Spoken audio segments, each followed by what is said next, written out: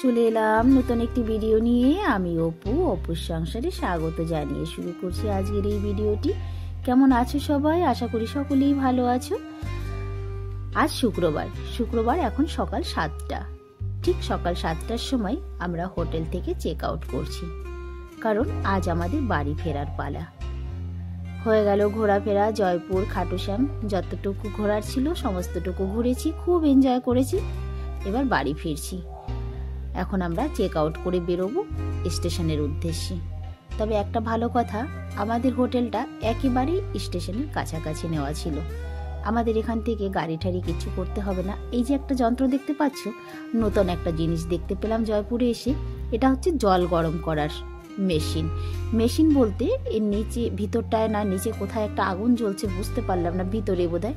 আর পাইপে এক পাশ থেকে জল আসছে আর এক পাশ থেকে গরম হয়ে বেরোচ্ছে। এখানে 10 টাকায় এক বালতি গরম জল দেয় সবাইকে, মানে বিক্রি করে। যাই হোক, চললাম স্টেশনে।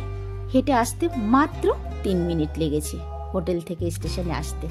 এই দেখো আমার পুচকুটার যে এত এনার্জি, সত্যি ওকে দেখে দেখে না আমি অবাকও হই আবার খুশিও হই। তবে আজকে ট্রেনে ওঠার একটা আলাদাই এক্সাইটমেন্ট। এই যে ট্রেনটা চলে এসেছে। কি ট্রেন বলো তো এটা? বন্দে ভারত ট্রেন আগে একবার দেখেছি, শুনেছি বহুবার, তবে ওঠার কপাল এখন পর্যন্ত হয়নি। আজকে সেই সুযোগটা পেয়েছি। বন্দে ভারত ট্রেনে ওঠার একটা আনন্দই কিন্তু মানে ভীষণ একটা এক্সাইটমেন্ট রয়েছে যে আজকে বন্দে ভারত ট্রেনে উঠলাম। কারণ বন্দে ভারত ট্রেনে ওঠার স্বপ্নটা হয়তো সবারই আছে।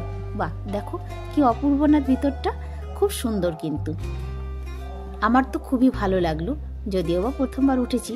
উঠেই দেখলাম প্রত্যেকটা সিটে একটা করে জলের বোতল, একটা করে নিউজ পেপার রাখা রয়েছে আগের থেকেই। আমার ছোট ছেলেটা এতটাই অ্যাডভান্সি, ও যেন সব কিছুতেই আগে থাকে। সঙ্গে সঙ্গে চলে এলো চা আর বিস্কুট। আমি বুঝেই উঠতে পারছিলাম না, বিস্কুটের প্যাকেটটা তো দিয়েছে, জল গরমও দিয়েছে, তবে চা কোথায়? তারপরে বুঝলাম যে এই যে প্যাকেটটা, এটা অটোমেটিক চা, মানে ওই প্যাকেটের মধ্যে যে পাউডারটা ছিল সেটা গরম জলে গুললেই চা তৈরি। হ্যাঁ, এরকম চা আগে একবার খেয়েছিলাম, তবে এইরকম প্যাকেটে না। আমাকে কেউ দিয়েছিল 1 কিলো আধা কিলোর মতো একটা প্যাকেট। এটা যে সেটাই তা বুঝতে পারিনি। যাই হোক, চা শেষ করতে না করতেই আবার চলে এলো ব্রেকফাস্টে কি কি আছে? ও বাবা, প্লেটটা তো পুরো ভর্তি আছে। তবে এর মধ্যে কি কি আছে সেটাও আমি তোমাদেরকে একটা একটা করে দেখাবো।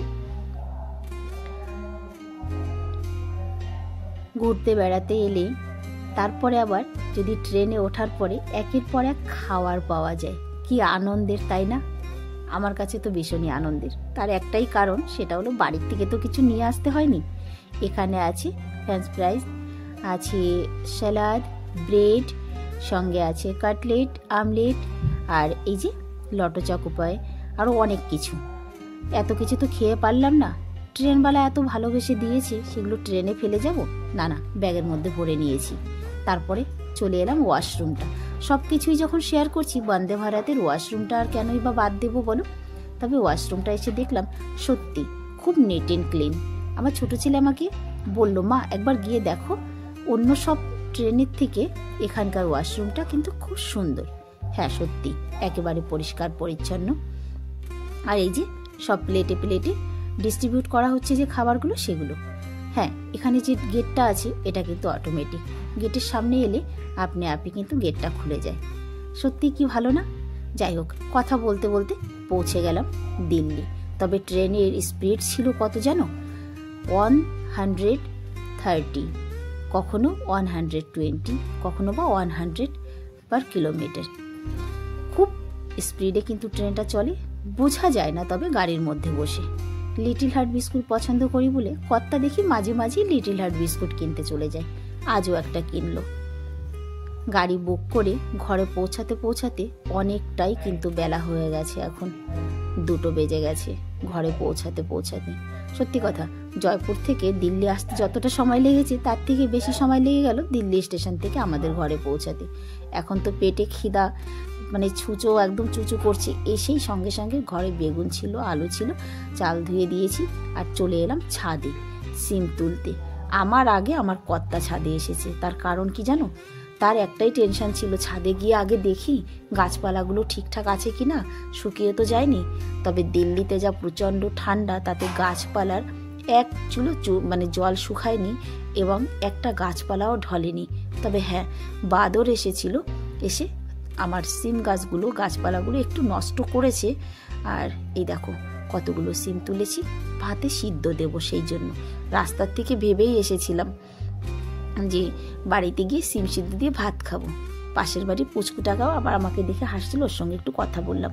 দেখো গাছপালাগুলো এমনি সব ঠিকই আছে, কপিটা হয়েছে, বেগুন গাছ, এই যে শাকপালা, সব কিছুই ঠিকঠাক আছে। তবে কালকে এসে একটু এদের ভালো করে পরিচর্যা করতে হবে।